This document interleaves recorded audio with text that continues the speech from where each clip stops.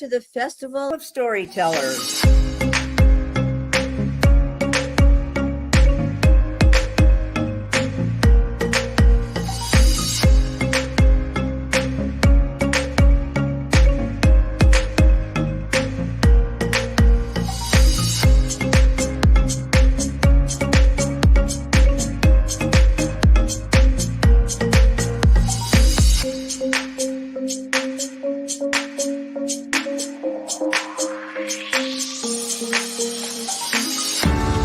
I can't tell you how excited I am to be on right now.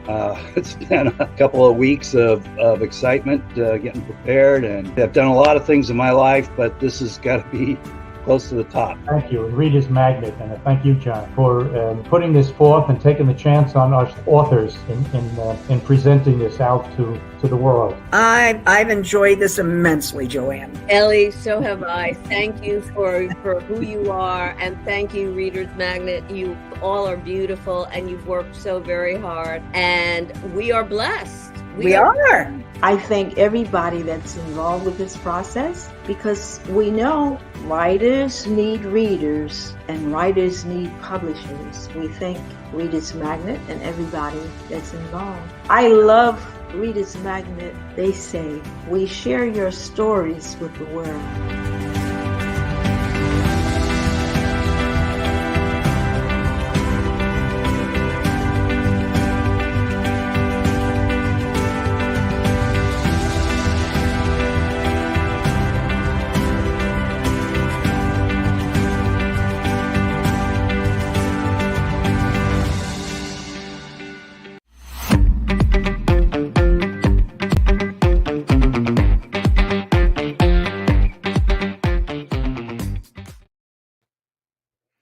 Hello, everybody. My name is Jenny Ferns, and I am delighted to be here on this live program to talk about my book. But first of all, probably I should talk about me so you know who I am and a little bit about my story before I tell you about the story that I wrote. This is the story I wrote. So I am British. I was brought up in England just after the Second World War, and I moved to Canada, and now I'm in the United States in Florida. And I thought I would retire. But actually, when I retired, I discovered a new form of work, which was writing. And that was the beginning of a wonderful journey. Let me tell you a little bit about the writing. So I thought that I would write my memoir, because having lived a long life and with many different experiences, I might have a few stories to tell. So I started to write my memoir. And then as I was writing that, I realized that if I actually spoke the truth about my family and my life, I might upset a few people who were still living. And a few skeletons that had been, excuse me, buried in the closet might start rattling and give me nightmares. So I thought, okay, memoir isn't perhaps the right way to tell stories.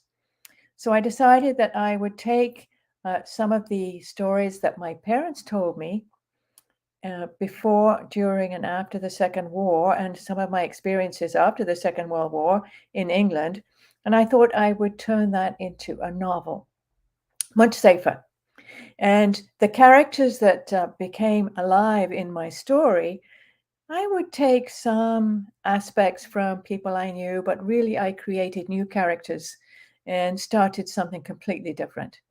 I've got Alice. Alice is talking to me. Wow, you surely travel a lot of places. What is it like to live in Europe and move to Canada? The adjustments. Yes. Well, first of all, my accent. Wherever I go, people know immediately that I come from England, and that opens up a whole conversation. Where did you grow up, and so on. And having moved from England to Canada in the 60s, the standard of living was very different, and was quite a culture shock for me to move from England to Canada and now to the United States. The standard of living when I was growing up in England, or at least in the part of the world that I grew up, was not at the same level as it is here in the United States. For example, and you'll learn about it in my book, The Ripple Effect. I talk about everyday life in England after the Second World War, which was familiar to me. My house was heated by an open coal fire, and that when I came home from school and my parents came home from work, the first thing we did was to light the fire to heat up the house. There wasn't such thing as central heating in those days, and coal was the major source of fuel until a lot later, when the fuel, that type of fuel, was banned, and was something called the Clean Air Act in England. And then there was smokeless fuel, and then people turned to central heating and electricity. So that was one thing that was different when I came to United States, to find central heating. And my goodness, you're warm all the time. That was a great adjustment. And also to be able to have a shower every day. When I was growing up, you'd have a bath. You tell my accent, I don't say bath, but bath. I'd have a bath once a week, because it cost too much to heat the boiler to heat the water. So you'd have a bath once a week and have a proper wash, and then the rest of the time you wash at a sink. So those are some of the little adjustments that I made moving around. So in my book, I do talk a lot about the everyday life of people in England, what it was like before the war, during the war, and after the war. And I talk about the everyday life for a little girl growing up, and the freedom that she had to be able to ride bikes through the countryside, get muddy, go fishing, play with the boys, with the girls, and come home dirty. That probably doesn't happen too much in these days. The kids tend to be a little bit more, especially since COVID. They were very much enclosed in the house, and stuck to their computers or their phones, and that kind of freedom seems to have disappeared. I hope it'll come back.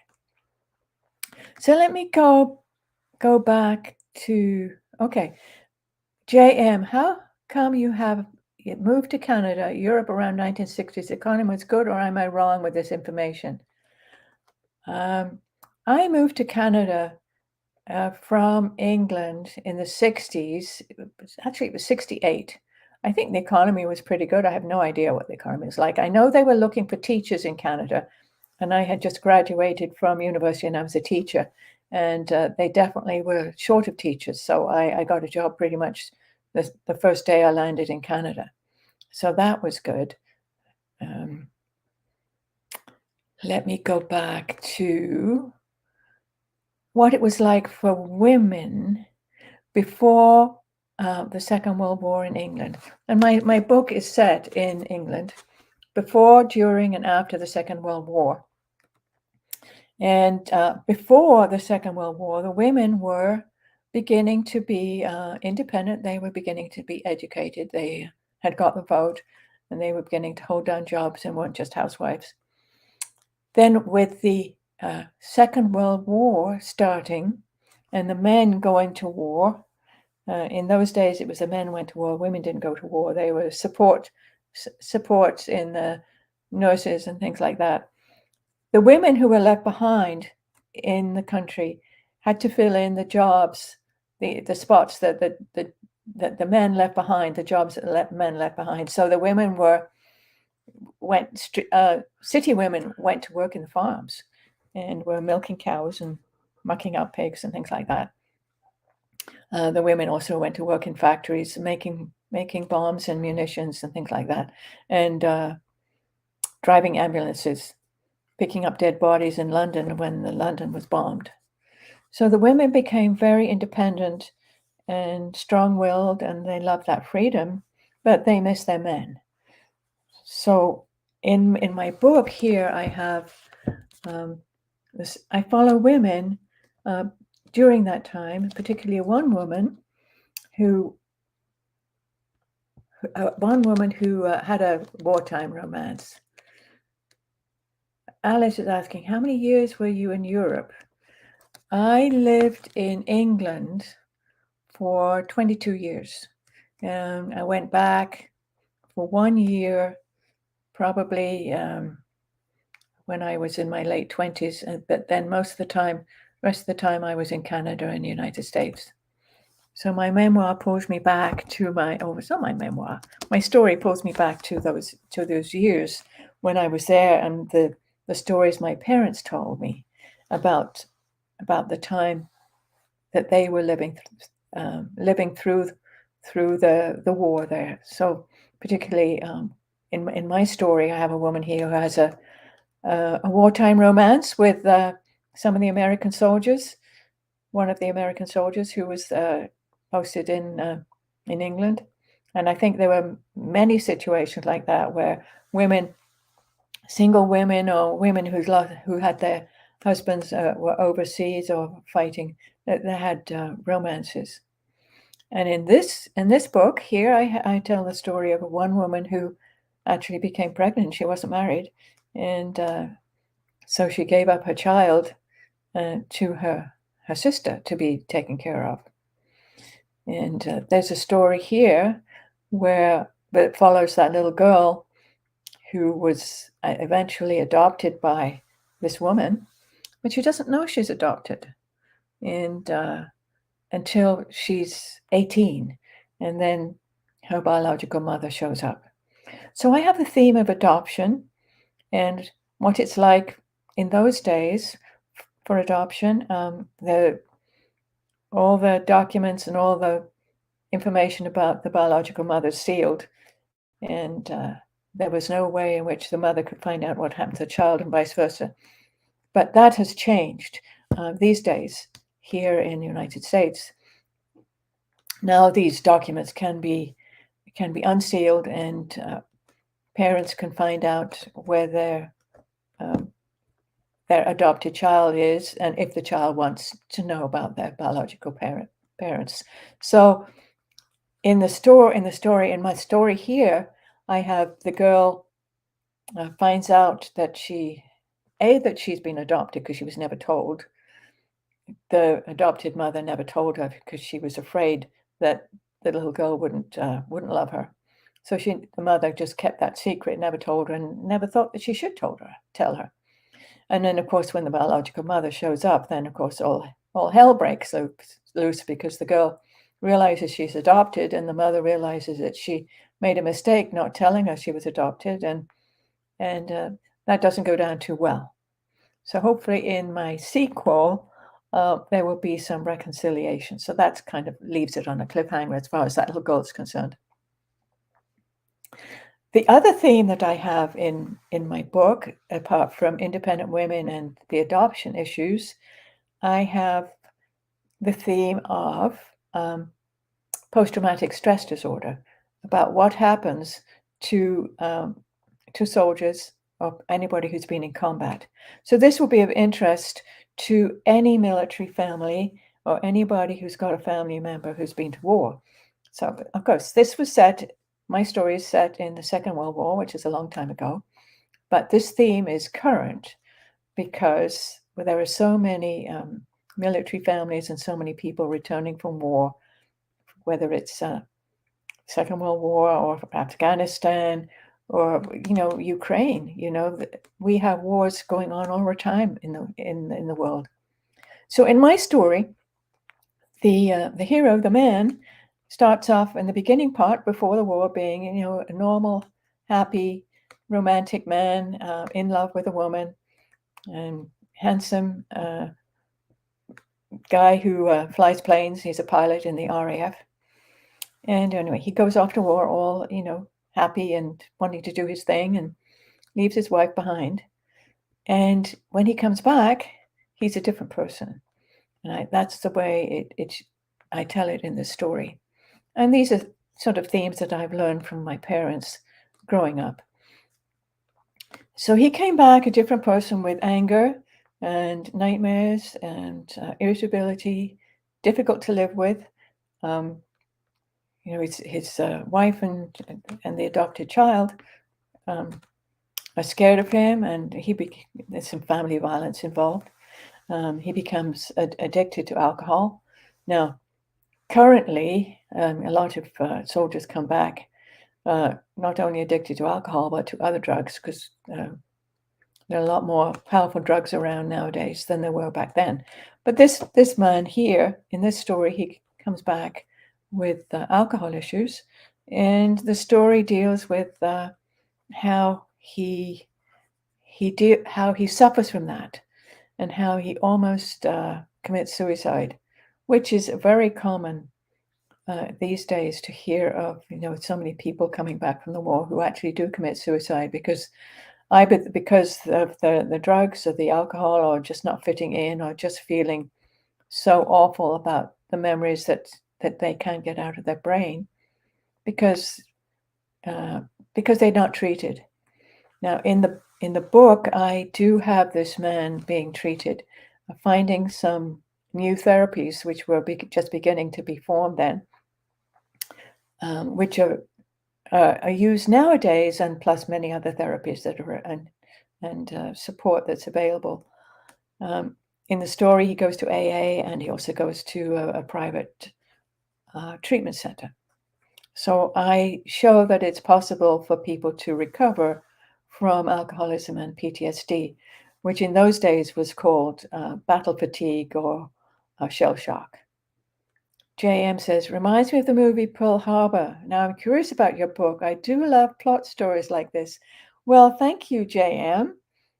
I hope you will read this because there is some hope in this. You get the dark side of PTSD, but also you get some hope for recovery. And of course, in this story, I not only show the effect it has on the man, but also the effect on the family. So that's where ripple effect comes in. Ripple effect because of the war, because of some bad things that happen to people because of the war. It affects people into through time, ever after the war, and into generations. So that's the ripple effect. Just like when you throw a stone into the water, it causes that one drop causes ripples to spread right far and wide across to the end of the lake or the pond or wherever. And I kind of show that here in the picture. See, so you've got a plane, and you've got this little drop here, supposed to be a bomb, drops into the water, and we get the ripple effect. And how it affects a family. So we've got a woman and a child here. So that's kind of the visual effect of the ripple effect. So, any other questions? See, so I have the themes of post-traumatic stress disorder, which back in those times was called shell shock or battle fatigue. And of course, the guys then would not want to admit that they were suffering from this. They would often think, oh, it was weak. That was weak. There was something weak, and they wouldn't want to admit it. And the people around them would think they were weak, and would just send them back into the front line, and they would probably be cannon fodder, and they wouldn't survive very well, and would just get worse and worse. So now there's a lot more compassion about this issue that people come back with post-traumatic stress disorder, and there's a lot of support now. But people have to start admitting to it and talking about it, and families have to work together for this. Alice, I'm curious too. What usually causes the PTSD before those times? I thought they were just all diseases because of a war. No, post-traumatic stress can be as a result of any life-threatening situation. And for example, if you have seen somebody shot, that can cause nightmares and post-traumatic stress disorder. If you've been in a bad car accident, you can have nightmares, and you can have post-traumatic disorder from that.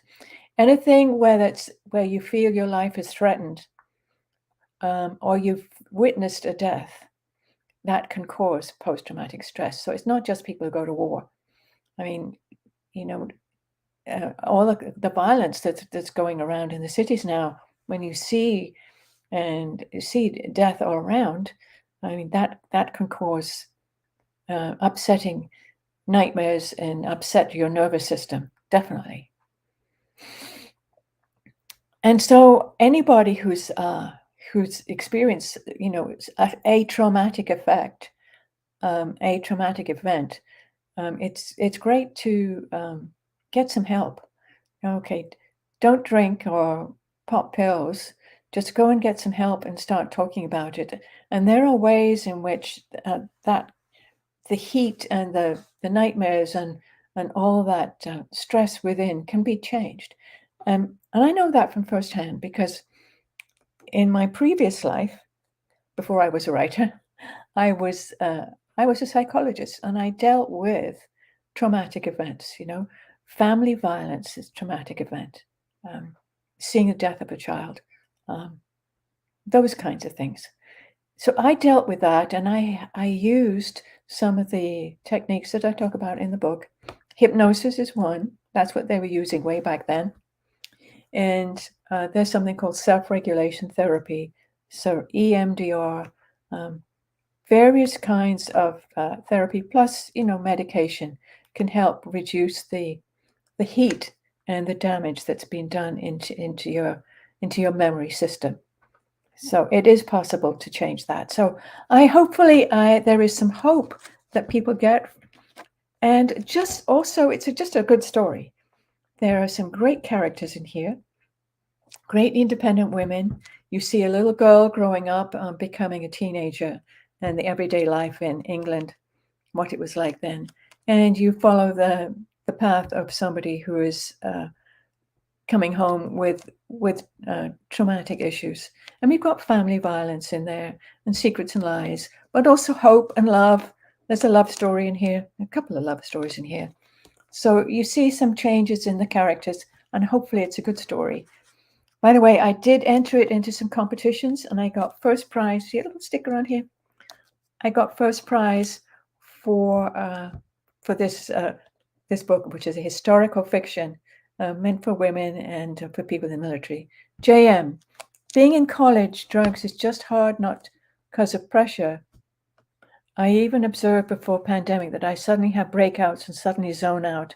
I thought walking out and getting enough sleep would help, but just temporary. That it's just temporary.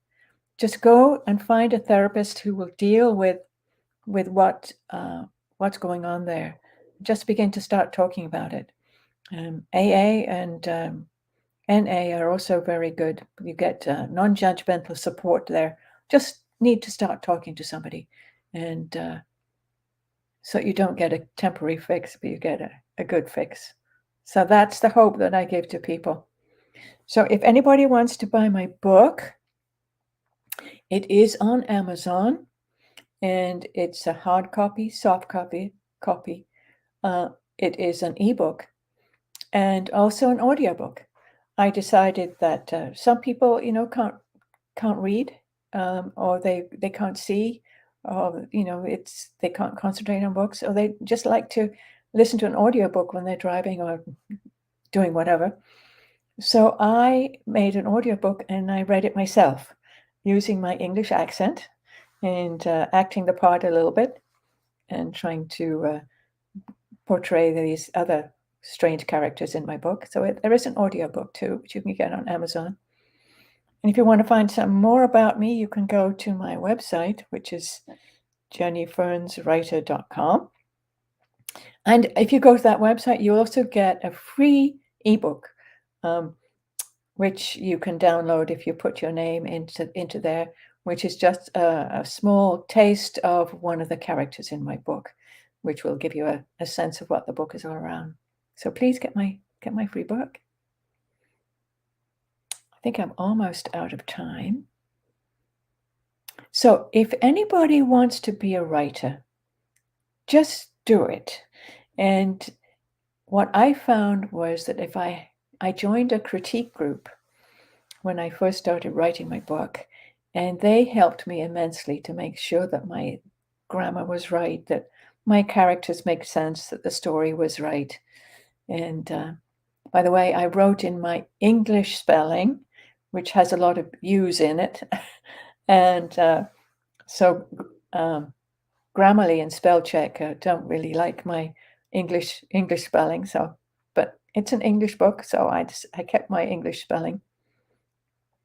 So after my critique group, but my critique group had helped me polish up my book.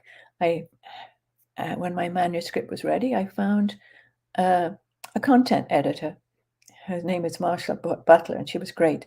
So she read the whole thing and made sure that the story had a good arc, that the people changed, and that there was enough drama in there to keep people's attention. So she was very helpful, made sense that out of my book.